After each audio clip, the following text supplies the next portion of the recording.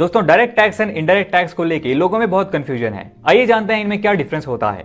Direct taxes वो taxes होते हैं जो इनकम या वेल्थ के ऊपर लगाए जाते हैं, जैसे income tax, corporate tax and wealth tax.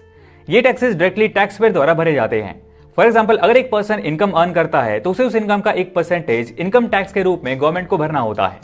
Similarly, अगर एक कंपनी प्रॉफिट अर्न करती है तो उसे उस प्रॉफिट का एक परसेंटेज कॉर्पोरेट टैक्स के रूप में गवर्नमेंट को पे करना होता है।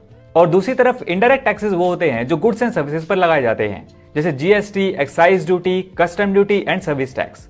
फॉर एग्जाम्पल, अगर आप कोई प्रोडक्ट या सर्विसेज खरीदते हैं जो जीएसटी के अंडर आता है तो उस प्रोडक्ट या सर्विसेज की कॉस्ट में जीएसटी ऑलरेडी शामिल होता है।